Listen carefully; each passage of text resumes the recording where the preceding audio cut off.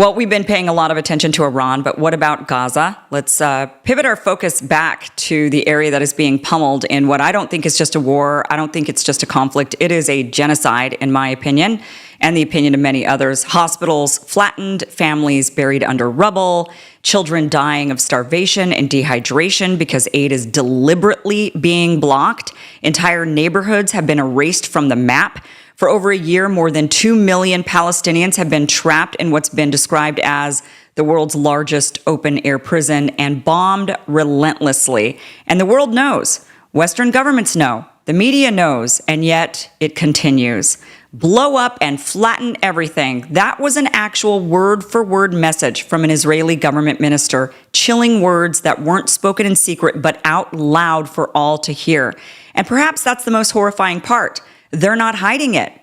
That's the focus of a powerful new book titled Blowing Up Everything is Beautiful. It's a forensic, unrelenting indictment of Israel's assault on Gaza and the complicity of global powers in what may well be remembered as the major crime of our age. The author, James Robbins, is an award-winning journalist and historian whose work has appeared in The Guardian, The Washington Post, The New Republic, and more. With the precision of a prosecutor and the clarity of someone who refuses to look away, he has written what might be one of the most important books of our time. James, welcome to the show. Thank you so much for being here. Kind of you to have me. All right, let's talk about the blueprint for the total destruction of Gaza. Tell us about this blueprint. Is it printed? Is it spoken about? Tell us how they're going to do it, what the plan is, and how we have evidence of this.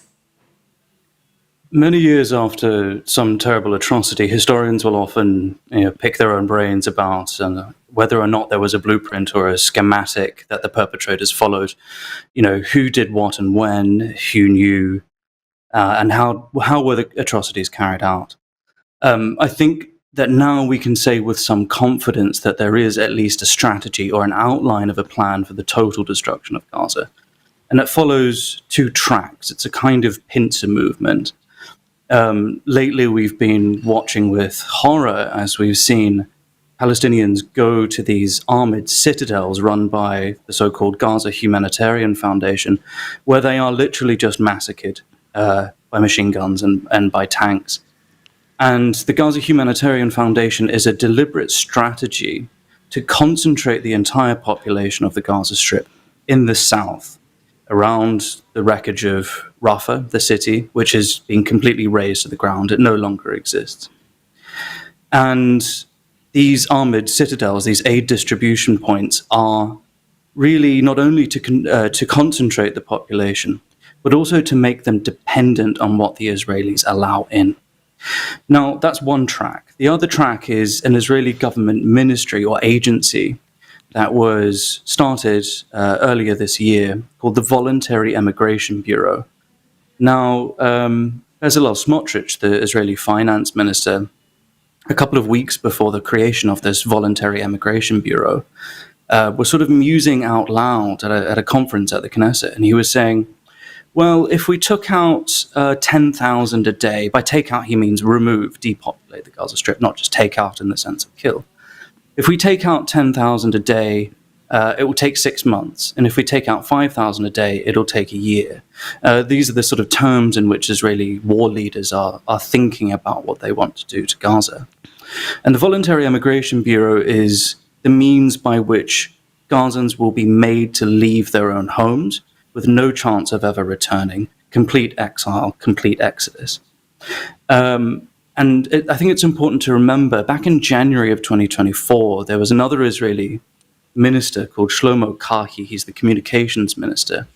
And he was on stage at the International Convention Center in Jerusalem at the Settlers Conference. And he said out loud, quote unquote, "Voluntary is a state that you impose on someone until they give their consent." Now, I think the better way of putting that is torture. The Palestinians of Gaza are being tortured until they finally relent and allow themselves to be deported. This is terrifying, but it is the schematic, it is the outline of the way that the Israelis hope to finally rid themselves of the problem, as they see it, of the Gaza Strip.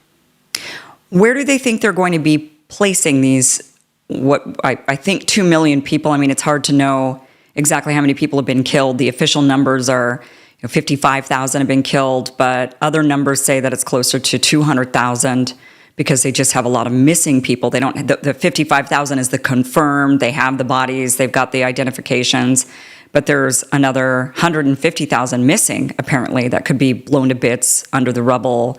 I'm not sure. Do you have any idea of what the actual numbers are? The only sort of reliable, semi-reliable estimates that we might have come from two studies published in the very prestigious medical journal, The Lancet. One of them extrapolated out from historical cases of mass atrocities, and their higher end estimate was somewhere around 150,000, and that was during the ceasefire period at the beginning of this year. There was slightly lower estimates which said maybe around 70,000, but Gazans are being massacred in their dozens and in their hundreds, and so as the airstrikes are continuing as well, that number can only go up. Yeah. So it's definitely more than the 55,000 of confirmed deaths with, and that again is, I believe, they can confirm them based on having the actual body. And that's how they've been able to do that. Okay. Yeah. So definitely more than that.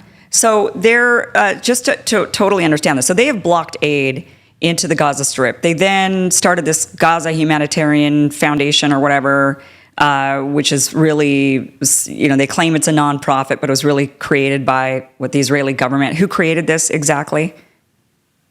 It's very difficult to say. I mean, and there's been some good investigative work done, I think, by the Washington Post. It's tough to say. It's a lot of sort of cutouts and names hiding behind names and some slightly shady characters who are involved. I don't want to name names because some of the allegations aren't proven. Right. But it is a way for the Israeli government to distance themselves from the day-to-day running of the Gaza Humanitarian Foundation.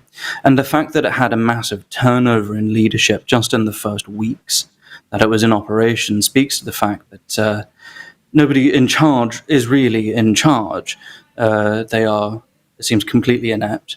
And really, in a sense, it is a kind of propaganda or PR operation more than it is a method for the distribution of aid. Mm-hmm. And instead of the 400 distribution sites which used to exist throughout Gaza, they're now concentrated to 4 sites. And you're saying these 4 are all down south, where they want all the Palestinians to concentrate. They're all based around the city, the former city of Rafah, between Rafah and the Mediterranean coast. And even before it started operating, the Gaza Humanitarian Foundation said that each of the distribution points would only be able to feed 300,000 people each, which left about 1 million people still without access to aid. And this comes after an 11-week siege, a total siege, in which the world hasn't seen urban hunger this extreme and concentrated since the siege of Leningrad ended in 1944. Okay, so they're concentrating the 2 million people down to the south, and their plan is to get them to agree to deportation, to basically make their lives so miserable in Gaza that they don't have a choice but to either stay and die or be deported. Where do they think they're going? So, what's interesting about the Israeli government, and I maybe just the rest of us are just stupid. Maybe, they treat us like we're stupid, and maybe we are. Maybe we're just stupid. Because they'll say something like, these are all terrorists. Everybody in Gaza, they're all Hamas, they're all terrorists. And then shortly after they say, and you should take them. I mean, that's what they're saying, right? With this deportation plan they have. They've told us they're all terrorists. They're monsters. We can't live next to them. They just want to kill us. You should take them. Europe, you should take them. America, you should take them. All around the world, you should all take them. So who are they planning on deporting these, or I can't even call it deportation, but where are they planning on sending them, and how are they going to convince these countries after telling them that these people are all terrorists and they're terrible human beings? Who's going to take them? Well, it should be remembered that those people who were calling Palestinians of Gaza terrorists to a person wasn't just some random settler leader. It was the president of the Israeli state who said several days after October 7th, there is no such thing as an uninvolved civilian. And that no uninvolved civilians has become a sort of catchphrase or motto for the IDF. They repeat it often on social media and in their videos. The Israeli government has approached a lot of states, Libya, Sudan, Indonesia, several other states as well. Nobody has yet said that they will accept the Palestinians of Gaza, and rightly so. Well, who's going to take 2 million people? I mean, it doesn't even matter who they are, where they come from, what their beliefs or their religion, or whether or not you think they're Hamas, right? 2 million people, which country in the world can absorb 2 million people? Well, none of them can, really. But the practicalities of the plan are, in a sense, until they find somewhere to send them, less important than what it says about Israeli intent, that they're fully determined to do this, to provoke this mass exodus and this immense crime. I just don't know where they plan to send them. I mean, so then the logical answer is the West Bank. I mean, if you really feel like you need to get them out of Gaza for whatever reason, why not send them to the West Bank where they all have family? I mean, they're all related. So, they're huge families. So they all have cousins or siblings or parents or family members in the West Bank and in East Jerusalem. Why not there? Have they answered that question? Well, some of the Palestinians who have been interviewed about this voluntary emigration bureau responded with a kind of black humor, which I think is almost impossible to understand given their circumstances. But they have said the only place that we're actually willing to go is back to the villages from which we were removed in 1948. On the West Bank, I mean, while Bezalel Smotrich is still the finance minister and still holding the Likud as hostages, essentially, in government, Smotrich in 2017 published this screed, this manifesto, really, called the Decisive Plan, in which he wanted to forestall the possibility of there ever being a Palestinian state at all. Mm-hmm. So they can't send them to the West Bank either, because they want to destroy the West Bank as well, and are accelerating in their efforts to do so. Are there any good Knesset members? I mean, it just seems like every time we see one of them on social media or on TV, I mean, it's like you couldn't even, I mean, these people are like, they've been cast in like the perfect film as the villains, and they're just saying all of these horrible, terrible things. I'm just wondering if there's a single member of the Knesset that is, I mean, I know that we hear all of the really bad ones, as far as ministers and Knesset members, we hear the really, really bad ones. But the good ones, are there any good ones that are actually like, we shouldn't do this, this is genocide, this is not good? Or are the good ones still bad? They're just not as bad as the worst? There are some good ones, but there are fewer and fewer with every Israeli election. Most of them come from my side of the political spectrum, which is the far left. They come from the Arab lists. But also don't forget that there are still movements within Israel itself that are profoundly objecting to what the Israeli government are doing. I mean, I have an immense amount of respect for the so-called refuseniks, those who refuse to obey the IDF draft, refuse to report for duty, and who go to prison for it. That's a quite profound sacrifice, and I wonder how many of us in that circumstance would make the same choice. Yeah, but there's just not very many of them. I think that the vast majority of Israeli society seems to be on the side of exterminate all the people. They don't say it like that. No one wants to say it like that because they understand that if you say it, well, I mean, but some of them are kind of saying it like that. Well, don't forget, I mean, and this is an important part of my book, was to go back to the year up to October 7th in 2023. And what happened during that year? Well, Benjamin Netanyahu tried to amend the constitution, Israel's basic laws as they're known, in order to stop the Supreme Court from the ability to overturn unconstitutional laws. And what this provoked was a massive split within Israeli society. We regard the word polarization with some fear and fright of late, but in this instance, polarization was a necessary and good thing because it divided Israeli society between those who wanted to uphold secular democracy and the rule of law, and those who wanted to join with the Messianists and the settlers, who had circled back from the garrison towns and outposts in the West Bank and re-entered the Israeli mainstream of politics. And essentially, from the end of 2022, when they entered government, Smotrich and Itamar Ben Gvir's parties have essentially held Netanyahu to ransom ever since. It's interesting you bring that up because I'd kind of forgotten about that. And that sounds a lot like what my president, Donald Trump is. And, they've been attacking the courts. A lot of them have been saying, well, we don't want, and people have legitimate questions about it. They say, why can the courts overturn, how can a district court judge overturn or stop the U.S. president? And so there is kind of it's just interesting, the parallel there. It's like he got the idea from Netanyahu kind of thing. He's like, hey, why don't we go and try to stop the courts from having the ability to override the executive branch when we have three equal branches of government? We're supposed to anyway. So it's just interesting. I just had that thought. But do you see in all of your research, the reason I ask if there's any good members of, minus the Arab list, which, by the way, what are they thinking and saying and doing? They're, this, for those that don't know, this is a political wing inside of the Knesset.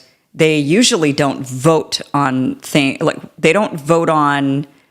shouldn't say they don't vote, but they don't caucus, right? They typically don't caucus in order to help get a prime minister into office. They don't join together, is that right? Usually? There was one time they did. Their power has been, little power that they did have has been so profoundly reduced. It wasn't maybe 20 years ago where they were not the opposition, but a significant, at least moral opposition. But the electoral returns have been declining ever since then to such that really there's only sort of individual members now, and there's no unified opposition in that way. Okay. And on the matter of the opposition, you have men like Yair Lapid and Benny Gantz, these so-called opposition figures, these center-right opposition figures within Israel, who almost to a person have gone along with what the Netanyahu government has done. They don't depend on the war for their political careers, and yet they've endorsed its most illegal and its most lethal methods. Yeah, right. That's why I'm asking if there's any good ones, because even the opposition is for this. They're for the extermination or the getting rid of, of Palestinians in one way or the other. It just seems like the vast majority of Israeli society and the vast majority of their leadership is for just completely getting rid of them in one way or another. And that's what's so frightening.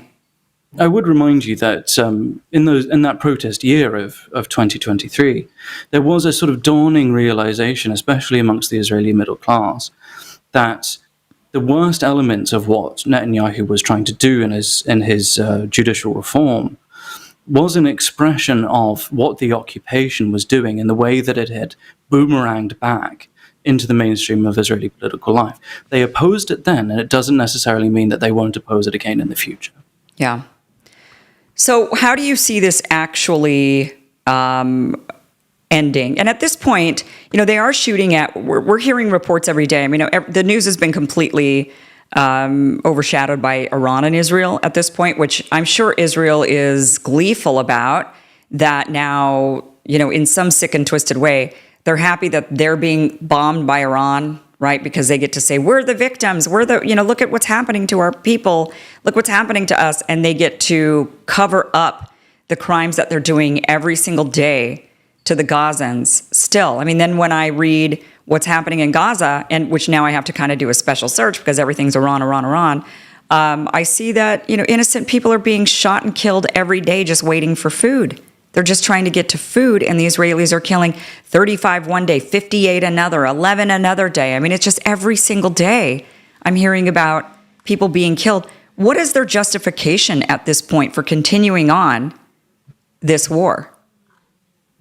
Well, I mean, Israel's war aims are not worth the paper that they're written on or the air wasted to speak them into existence. Israel has forfeited the right to prosecute the war on its own terms. I mean, think about what those quote-unquote war aims really are. One of them is the return of the hostages. I mean, when was the last time that we heard Israeli leaders speak about the hostages as if they cared about them? Right. Remember the history, the most recent history. 140 hostages were rescued by negotiation and by ceasefire. How many were rescued by military action in 20 months of combat? 8. And that doesn't include the 3 Israeli hostages that the IDF shot. They were shirtless, waving a white flag, speaking Hebrew, and they shot 3 of them. Yeah. The Israeli government says they want to completely destroy Hamas. Hamas have already said that they would give up power if a ceasefire was agreed. They would either give up power to a technocratic committee, or they would hand over power to the Fatah party in Ramallah in the West Bank. So again, Netanyahu has rejected all of these very reasonable and sensible and sound proposals. If we take it a bit further and said, okay, well, is the war aimed to have revenge? Is this a vengeance mission for the insult of October 7th? To that, we would have to say, well, is 50,000 lives not enough? Does that not sate your vengeance? You know, Ehud Olmert, the former Israeli prime minister, and a convicted crook, by the way, said that the war has no purpose. Now, I would say that the war has no legitimacy and no justification any longer, but it does have a purpose, and that purpose is the total destruction of Gaza, the total destruction of an entire society before our eyes. Yeah. Yeah, and to deport them all someplace else.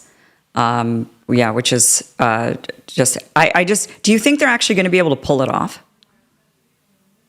Look, I'm a historian. I'm not in the business of predictions, but one of the things that we can say is that this is certainly the end of international law as we know it, certainly the end of the legitimacy of international law. I mean, all through last year, there were multiple hearings at the International Court of Justice.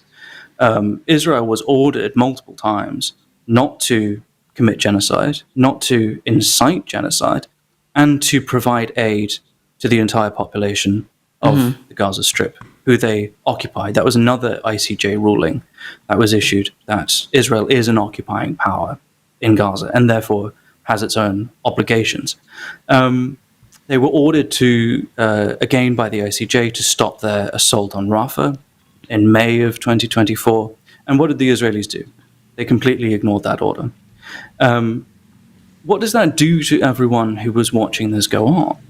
I mean, to other regimes, it says to them, we can do the same thing and face no punishment.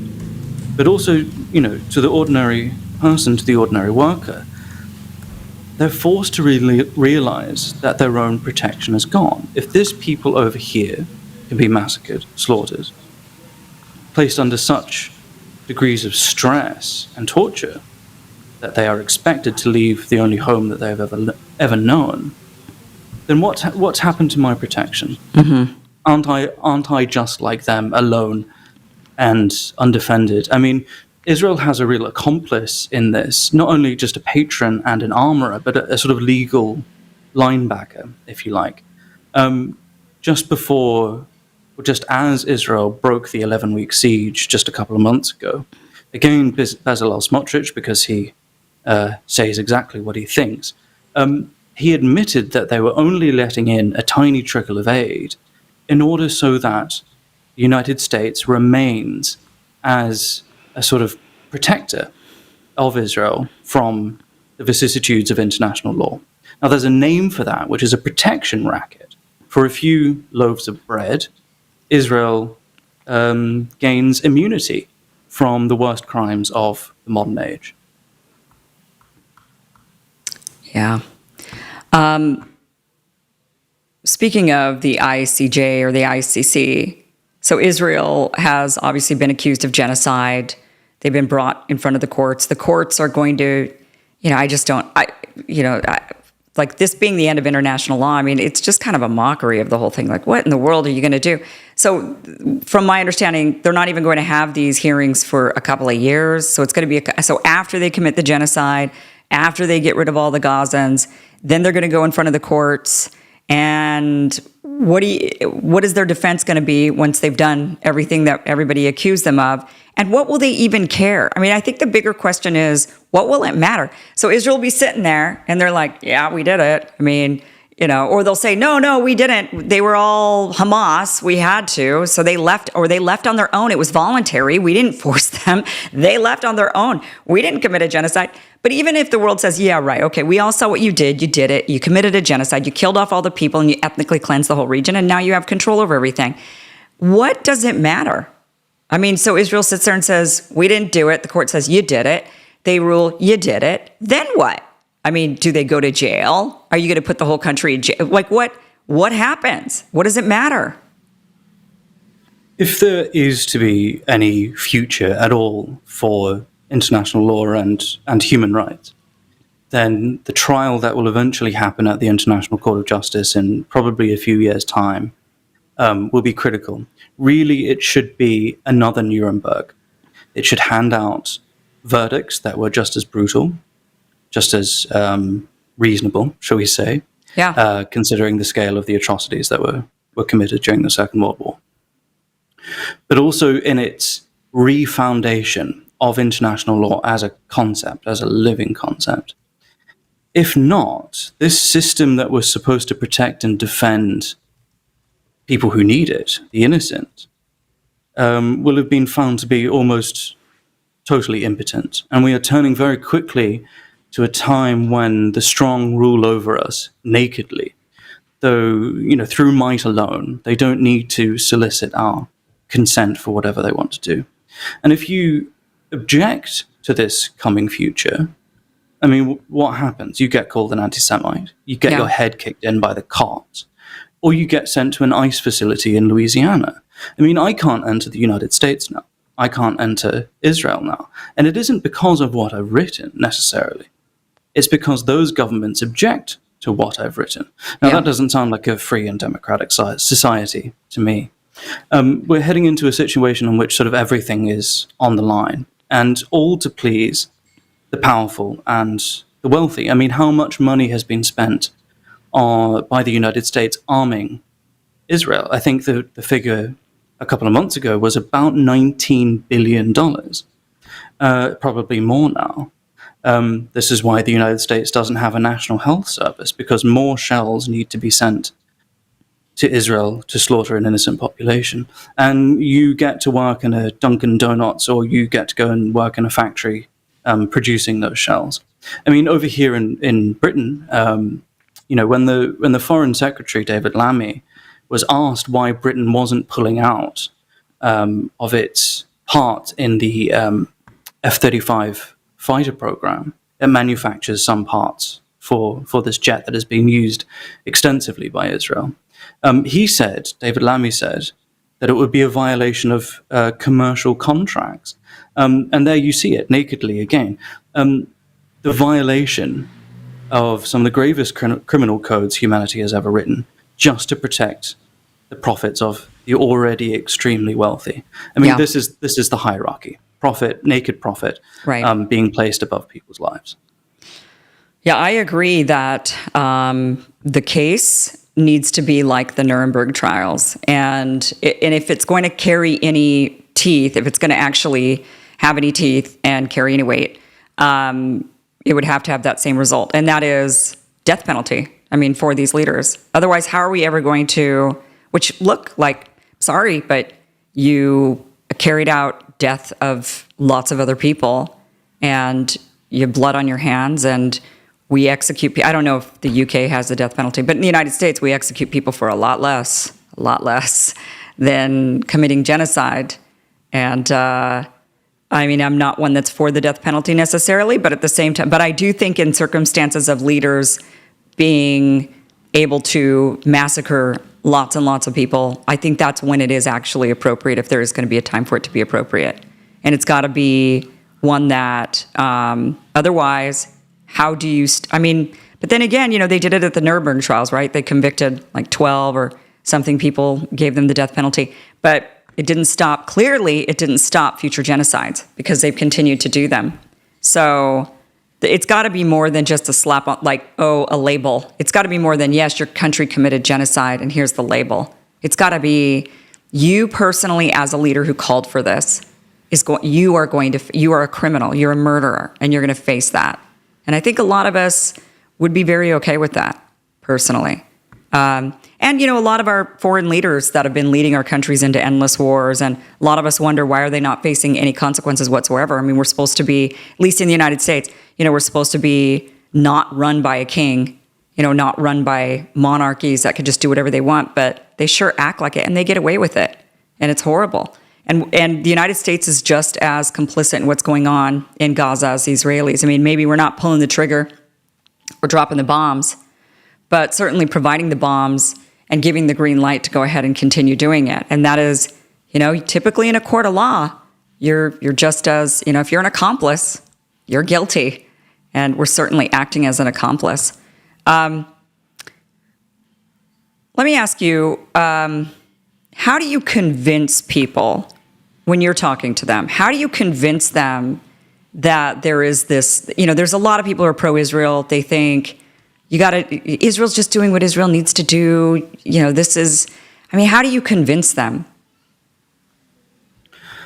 I think one of the difficult things, and I have to remind myself of this often, is that you should never underestimate how little people know. And that's not their own fault, necessarily. The conflict lives under the shroud of distortion, fabrication, and lies. And that's why my book has almost 50 pages of footnotes. I wanted there to be a really solid evidentiary foundation. And it's already a very quite small book. Stress the human aspect. These people are not that different from you and I. Yeah. We all live under the same sky. And if this future that I fear is coming, it will not be long before what has happened to Gazans will happen to people who normally would be protected from this kind of extreme violence. I mean, just one particular story that stuck in my head. This is from quite early in the war, during the invasion of Rafah, actually. There was a mother, her name was Sabrina Lakhani. She was 9 months pregnant when the Israelis invaded. Her husband was killed in an airstrike. She was gravely injured. Her body was taken to the outside area of a hospital. And there she passed away. But her child, there was an emergency cesarean section done. The child was born to a dead mother. And her uncle, who was one of the only surviving family members left, called her Sabrine after her mother. And Sabrine survived, I think, for 5 days, about 100 and something hours. Now, if we lived in a just world, then nobody should be born an orphan, dead in 5 days. And it's stories like that which happen almost every single day in Gaza. Are the way to appeal to other people's sympathy and also to their humanity. And I do trust and I do hope that people are preserving those things within themselves. I think definitely more and more people, as this has gone on longer, I think more people have changed their minds, gone from maybe pro-Israel to neutral to now saying, yeah, this isn't right, or from neutral to this isn't right. I don't know if anybody's switched pro-Israel. I don't think anyone's gone from the other direction. I think it's only been in one direction, and that's been, but it's still not enough. At least as an American in the United States, it's not enough because our lawmakers are still doing what they do, and that's on both sides of the aisle. It didn't matter. Joe Biden gave them carte blanche, and so does Trump. So So it's just, it's tough to see. It's terrible. It's terrible that our governments continue to do this. It's horrible for the Palestinian people. But I guess the analogy I give, I love Italy. I'm in Italy now. My audience knows that. And I visited the West Bank in 2019, but I had spent a considerable amount of time in Italy in 2018. And when I went to the West Bank in 2019, I saw so many similarities between the Palestinians and the Italians. I mean, they were like really, really, really similar. One doesn't drink wine, because they're Muslim, so they're not drinking alcohol. And they're Muslim, but they're religious. And the Italians are really Catholic and really religious, right? And they both love their olive oil and their olive trees. And they both, they're a spirited people, and they look a lot alike and they act a lot alike. And you go to eat at their family homes and they'll feed you so much food. You're like, please, no more. I can't eat this much, right? And they're so friendly, and and the men are a bit macho. Like, you see, there's like a lot of similarities. And when I saw that, what I try to say to people is, because Americans especially love Italy, they want to go visit Italy, they love Italy, like Americans have an affinity to Italy. But then when you start talking about the Middle East, they're like, oh, I'm scared, right? Like, scary people, scary. And I would tell them, just imagine the Italians. Like, how spirited and feisty Italians are. Imagine if the Italians were invaded by the Germans, and the Germans come in and they take over the whole place. And they say, well, this is actually ours because really the Romans were, from the north, and so we're taking it back, or whatever their logic is, right?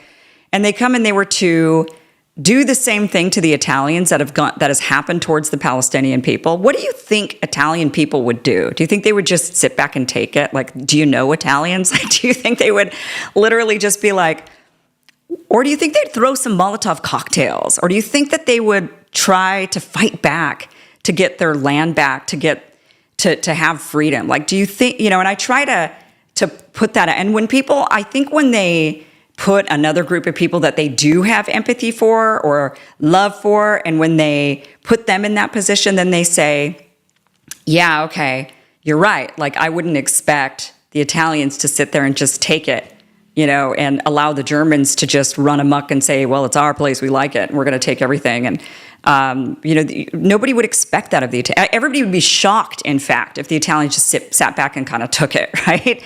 So, or like Texans in America, I'd be like, what do you think the Texans would do if suddenly all the Mexicans came back in and they were like, it's ours, it was ours before, and it's ours again, like, or we're taking it. What do you think the Texans would do? They would all bring out their guns immediately, and it would be a showdown, like, right away. I just think when they put themselves or people that they can relate to into a situation with people they can, in place of the people they cannot relate to, that they maybe look at it a bit different, and then they say, yeah, okay. Because that's the biggest pushback I think I get when I try to say, look at what the Israelis are doing to the Palestinians. They say, yeah, but the Palestinians are blowing things up. The Palestinians are, they're violent. They're doing all these violent things. Like, look at this violent thing, look at this violent thing, look at this violent thing. As if they themselves would not be violent if they were going through that same, and maybe they wouldn't. Maybe they would just sit back and take it. But, we could certainly imagine groups of people that wouldn't. And that's, for whatever reason, very difficult for people to understand, as like why the Palestinians would fight back, why there would be violence from them towards the Israelis, rightfully, in many cases, right? And there have been others that people have tried, like with slaves. They'd say, well, what about the time when these slaves broke out and they went and massacred a bunch of white people, back in the time of slavery? And it was like, do you blame the slaves for doing that? Yes, they killed a lot of innocent people when they went on this massacre, but you could see why they did it. And a lot of people say, yeah, but that, then they'll kind of do this, yeah, but that's different. But it's not different, really. I think it's incredibly important to remember that Palestinian resistance to Israeli occupation has a very, very long history.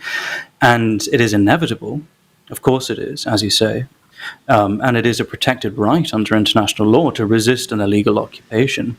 What matters, I suppose, is the form that resistance takes.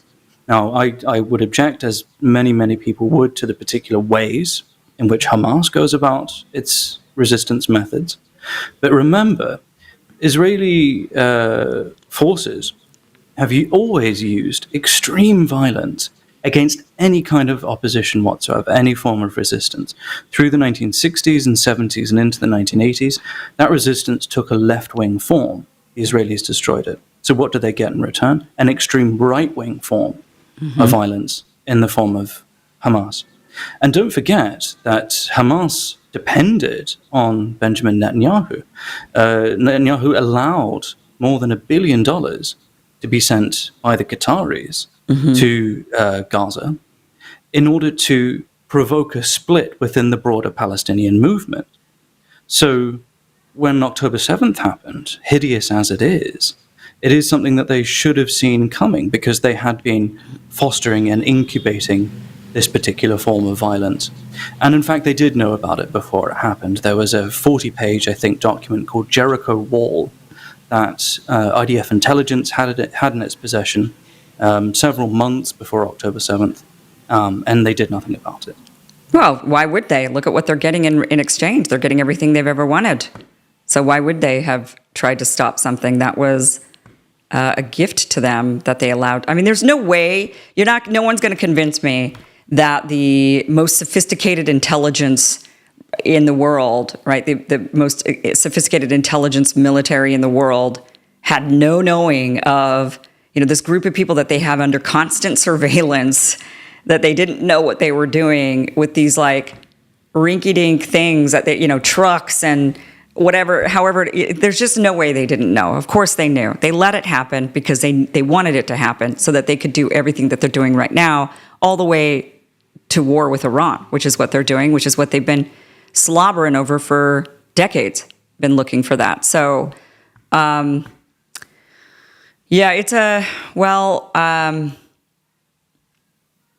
it's just a dismal situation to be. How did you write this book and not just cry every day? I mean, honestly, like, how do you do so much research and follow all of this and not get totally and complete, just feel like we just live in an evil world? I don't know. You do have moments in which it becomes impossible and you can't look at it anymore. But the thing that I have to remind myself, one is that I don't want to come across as being self-pitying, because it's not about me. The thing that I use to remind myself is, the people who are suffering can't afford you being lazy or self-indulgent.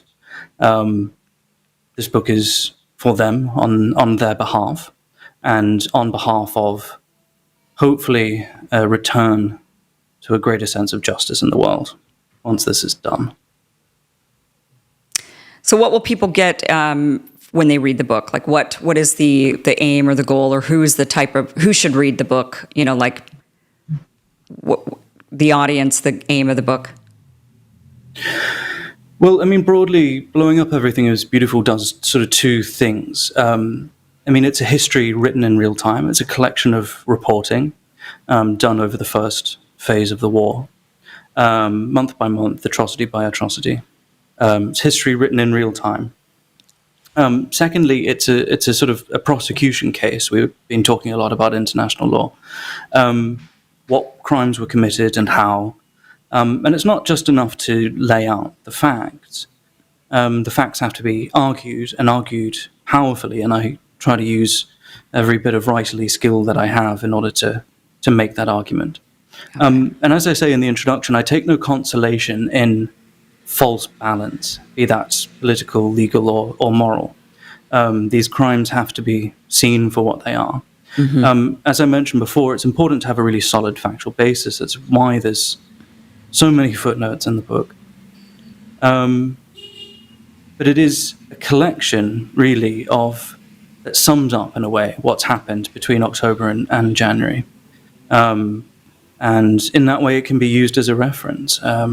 Everything is in there. Okay. And you shouldn't be without it. So for those especially who don't believe it, maybe they should be handed copies, right?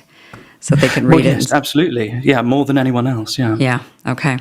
Blowing Up Everything Is Beautiful is the book, Israel's Extermination of Gaza. James Robbins, thank you so much for joining us. We do have the link down below for people to grab a copy of that book, or 2 or 3, and hand them out to your family members so they can no longer deny what is happening in front of us that many of us do know and we don't deny, but there are so many. And it's good to be armed with all of that information, I think, to be able to lay it out for people who definitely still don't believe that this is what's going on or what's been going on. So, James, once again, thank you so much for being here. Really appreciate it.